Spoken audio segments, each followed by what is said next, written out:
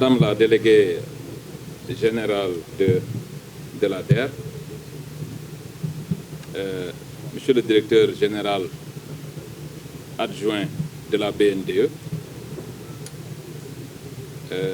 chers collaborateurs du port autonome de Dakar, chers invités, il me revient ce matin l'insigne honneur d'accueillir ici un événement marquant, un événement de taille, un événement extrêmement important, la réception de 40 camions hydrocureurs avec à la clé, avec comme entrepreneur l'ADER, avec dans un financement commun entre l'ADER, la BNDE et la Fondation Bill Gates.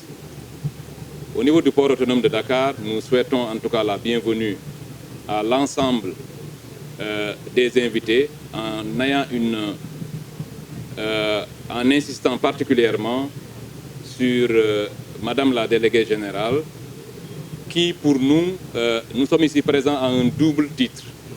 D'abord du point de vue de relations privilégiées qui sont les nôtres, parce que depuis que nous nous connaissons par l'entremise du Premier ministre Ousmane Sonko, nous avons eu une relation privilégiée. Nous avons traversé le pays ensemble, nous avons combattu ensemble le régime de Macky Sall, et je pense que c'est dans cela qu'on s'est connus.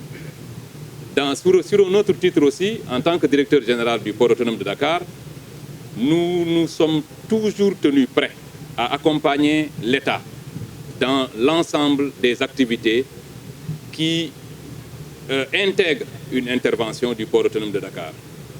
Nous l'avons fait il y a quelques semaines avec le ministère de l'Agriculture. Le port autonome de Dakar s'est tenu prêt en tant que facilitateur. Dès lors qu'il s'agit de l'État, nous en faisons une priorité.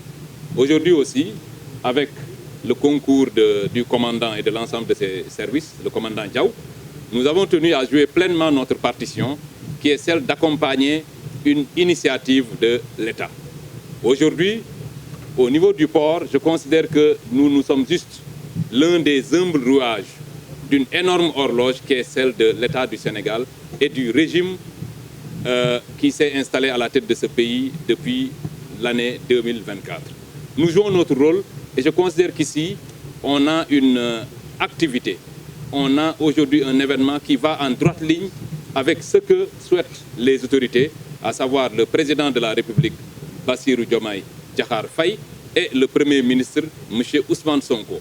Madame la déléguée générale joue aussi pleinement sa partition, parce que je ne trahis pas un secret en disant qu'elle est en droite ligne de ce que nous voulons. Aujourd'hui, le Djoub Djoubal Djoubanti, c'est aussi ça. Vous voyez une quarantaine de camions, ce sont des camions qui serviront lañu koy doyé ci lay jëm lañu ko jëndé moy liñ ko jëndé famu jëm famu wara jëm fa lay jëm. Et c'est ça un peu la rupture.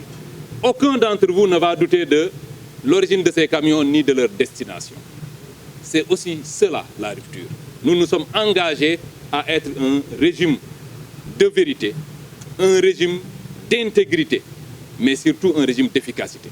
C'est en cela que vous allez voir que des gens comme Madame la Présidente, je ne le dirai jamais assez, c'est une dame sur qui compte le Président de la République et le Premier ministre. En tout cas, nous considérons que vous êtes l'une des pièces maîtresses de ce régime.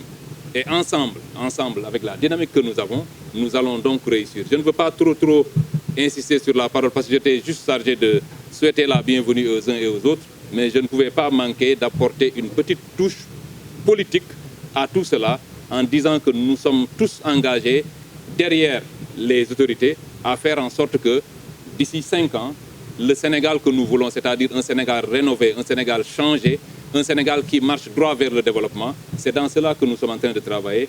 Encore une fois, je vous remercie, Madame la Présidente.